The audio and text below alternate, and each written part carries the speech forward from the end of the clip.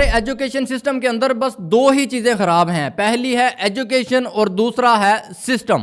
हमारे स्कूल के अंदर हमें पढ़ाया जाता है कि a प्लस बी का whole square is equal a square plus B square plus 2ab।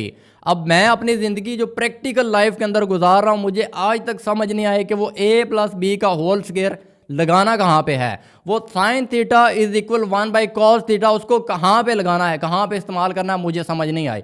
इसी वजह से आज हमारे बहुत बड़ी बड़ी डिग्री हासिल करके बैठे हुए नौजवान इस काबिल नहीं है कि उनको कोई 30,000 रुपये की नौकरी के ऊपर रख ले, क्योंकि उनको प्रैक्टिकल लाइफ की स्किल्स नहीं बताई गई। उनको ज़िंदगी जीनी कैसे है, पैसा कमाना किस तरह, ये नहीं सिखाया गया। उनको मिस्टर चिप्स की जो मोहब्बत की कहानियाँ पढ़ाई गई हैं, अब उनको कहो कि जहाँ पे जॉब लेने जानी है वहाँ पे जाके मिस्टर चिप्स की मोहब्बत की कहानी सुना देना।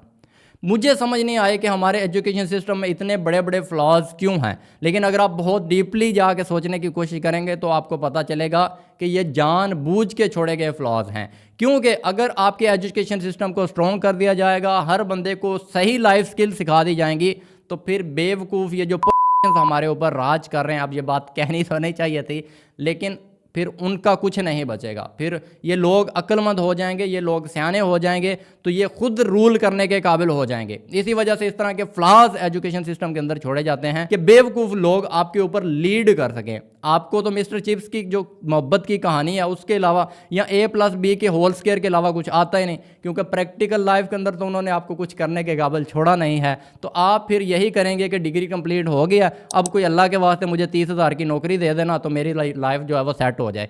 50 लाख रुपए लगाया डिग्री लेने पे, फिर 30,000 की नौकरी आपके मुंह पे, वो भी बड़ी मुश्किल से कोई मारेगा। मकसद 50,000 लोगों से कंपटीशन करने के बाद 30,000 रुपये की नौकरी हासिल करने के काबिल हो आप।